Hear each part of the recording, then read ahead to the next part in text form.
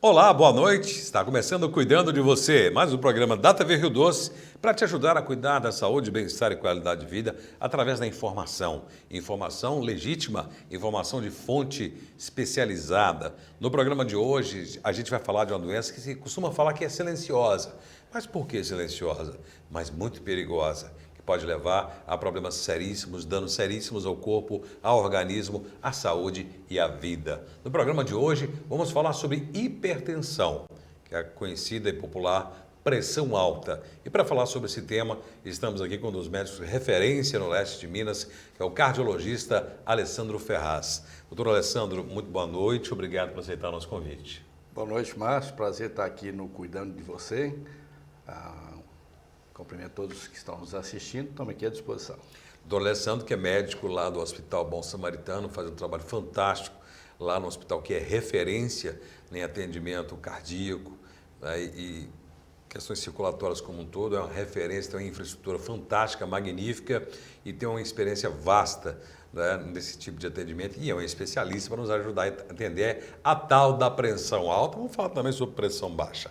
Mas antes de falar em baixa e alta, vamos entender o que é a pressão arterial.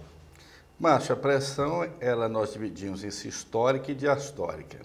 A pressão sistólica é quando o coração bombeia o sangue sobre as grandes artérias, nos dando essa pressão máxima, chamada sistólica. E diastólica se dá na diástole, quando o coração se relaxa. A gente divide em sistólica e diastólica e temos as nossas metas pré-determinadas. É porque o coração é como se fosse uma bomba, né? Como se fosse uma bomba, exatamente. Músculo que é uma bomba, então quando ele bate, quando ele joga o sangue, é a sistólica.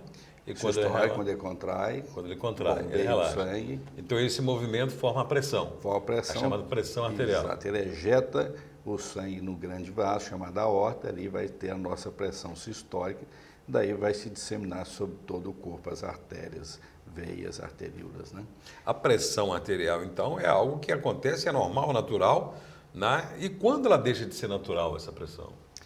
Vai deixar de ser natural quando aumenta a níveis sustentáveis, né? Aí já é hipertensão arterial, que é uma doença crônica multifatorial, tem vários fatores, e é uma pressão com níveis aumentados, sustentados, que nós podemos ter um paciente que passou um estresse, teve um susto, tem um nível pressórico naquele momento, mas depois que ele está tranquilo, a pressão volta ao nível normal. Então tem que ser uma pressão com níveis elevados, sustentados, para a gente ter o diagnóstico da hipertensão arterial. Por que tem esses números, né, que a gente vai fazer a medição da pressão, aí fala números ideais, 12/8, 12/7, o que significa esses números?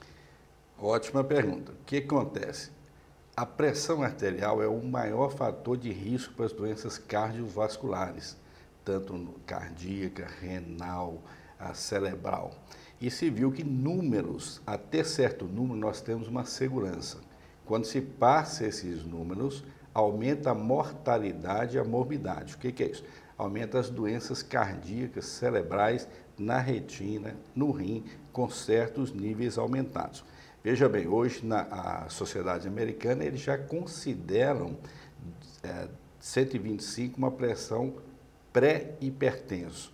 Eles já estão mais rigorosos que nós aqui no Brasil. Nós ainda consideramos a 14/9 para cima a hipertensão arterial.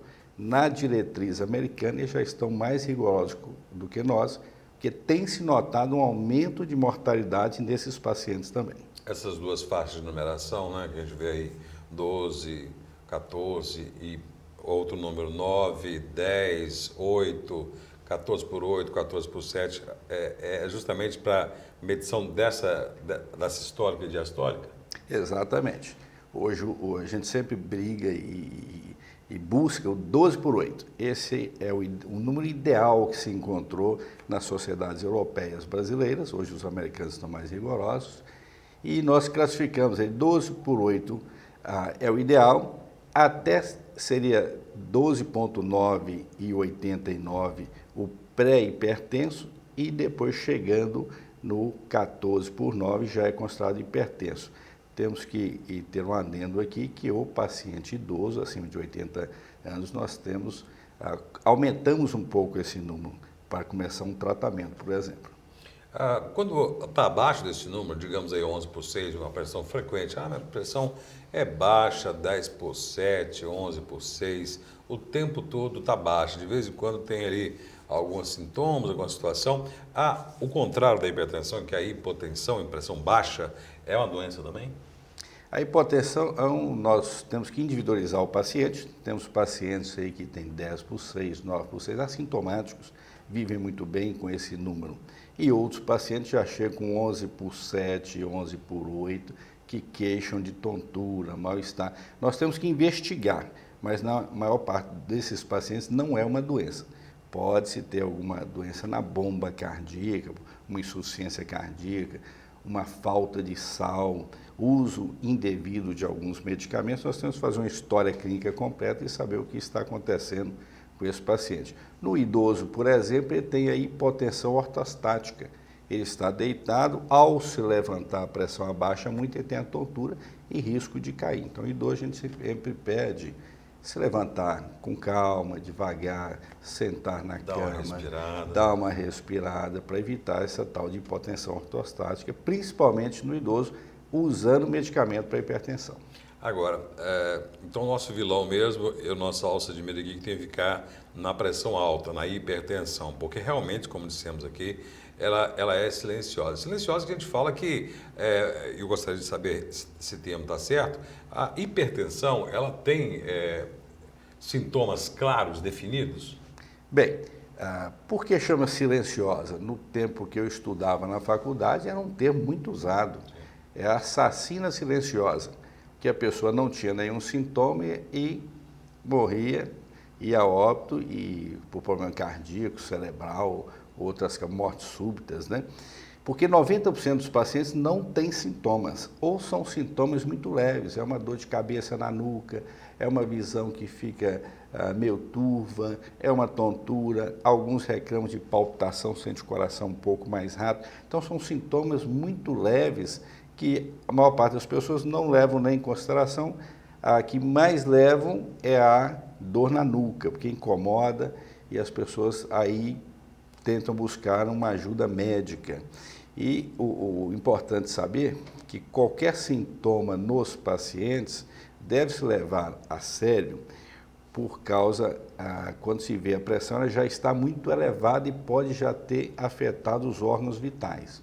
Então, nós recomendamos, a partir dos 18 anos, ter a aferição da pressão arterial.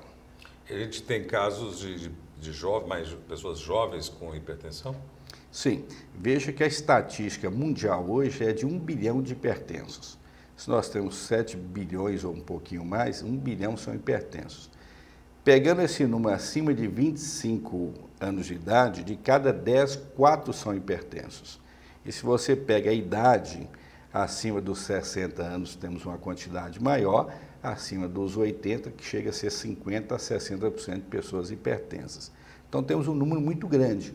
E desses hipertensos, uma média de 30% não sabem que são hipertensos e outros 30% que sabem que são hipertensos são maltratados, ou não tomam medicação, ou não fazem uma alimentação adequada. Então é um número muito grande de hipertensos com risco de ter uma doença cardiovascular. Pois é, e aí nos jovens, né, a detecção da hipertensão ela é mais difícil, porque o jovem geralmente não se preocupa muito com a sua saúde, está achando que é saudável e é uma doença que não causa sintomas. Então, para que eu vou ficar medindo uma pressão? Tem 23, 24, 25, 26 anos, pratica esportes, para quê? Né? Então, aí tem a doença instalada ali, só causando danos, e quando eu for olhar, de repente é tarde demais, né? Por isso os check-ups são muito importantes. Doutor Alessandro, o que causa a hipertensão? Bem, nós dividimos a hipertensão em duas divisões, a primária e a secundária. A primária corresponde a 90% da hipertensão arterial e 10% a secundária. O que é isso? A secundária tem uma causa definida. Pode ser um problema da tireoide, um hipertiroidismo, um hipotiroidismo. Pode ser um problema renal, doença renal crônica ou doença de estenose da artéria renal. Pode ser causado por remédios, uso de anticoncepcionais, anti-inflamatórios. Então, essa é a secundária. E até tumor de suprarrenal também pode causar a hipertensão secundária, que corresponde a 10%. A maioria é a chamada primária ou idiopática, que não tem uma causa definida. Porém, tem os fatores de risco que levam a pessoa a ser hipertensa. Temos os fatores modificáveis e não modificáveis. Quais são os modificáveis? O tabagismo, a obesidade, o sedentarismo, o estresse, o excesso de sal. Tudo isso pode se modificar, né? Pode parar de fumar, pode parar de beber álcool, pode começar a fazer uma atividade física deixando de ser sedentário, podemos perder peso. Então, isso pode se modificar. E os não modificáveis? É a idade, não temos como modificar, e a hereditariedade. O pai, a mãe, a família toda com histórico de hipertenso, há uma probabilidade de os filhos, os netos serem hipertensos. Essas são não modificáveis. Então, tem todos os fatores de risco que nós podemos atuar melhorando e até evitando a hipertensão arterial. As modificáveis, certamente, o impacto ou o fator, né, a proporção de causa é muito maior, né?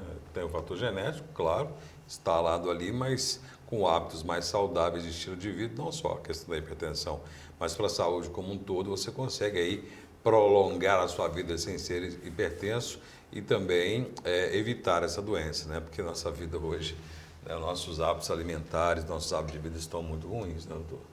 Então, hoje nós temos, falando de dieta, nós temos muitas informações, né? Hoje a informação chega rápida e de uma maneira agradável a praticamente todos, não diria todos, mas a praticamente todos.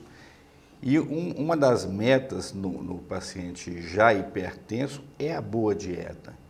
Às vezes não é difícil fazer uma boa dieta, que é diminuir o sal, diminuir a gordura, nós temos mais legumes, mais frutas, mais hortaliças no prato, evitar principalmente o excesso de sal. Para nós termos uma ideia, nós temos que consumir 5 gramas de sal dia. Se você come um pedaço normal de lasanha, já tem 4 gramas de sal. Você come um pedaço de pizza, tem se não me engano, 1,7 gramas de sal. Você come 4 pedaços de pizza, já comeu mais sal que deveria. Então, principalmente os produtos embutidos e fabricados, tem muito sal, porque o sal é um conservante. Esses alimentos que ficam muito tempo na geladeira, muito tempo no congelador, eles são conservados pelo excesso de sal neles. Então, o paciente chega numa certa idade, eu falo, passou dos 30, 40, evitar certos alimentos, partir para os alimentos mais naturais. Tinha um professor que falava, tudo aquilo que você colhe e come é saudável. Tudo aquilo que você abre para comer, mete a mão e coloca na boca, isso não é saudável. É uma pequena dica. Pois é, e tem muito mais dicas, muitos cuidados, né? Porque, como já foi dito, nossos hábitos alimentares, de vida, comportamentais, sociais, eles impactam diretamente na nossa saúde e na nossa vida. E a hipertensão, né, está ligada, atrelada a isso. Mas o que, por exemplo, a hipertensão pode causar? A pessoa com pressão alta pode desenvolver que tipo de doença? Daqui a pouco, depois do intervalo, nós continuaremos com o Dr. Alessandro Ferraz, cardiologista, e hoje está nos ajudando, dando uma aula aqui sobre pressão alta, sobre hipertensão. Cuidando de você, vai um breve intervalo. Voltaremos em instantes.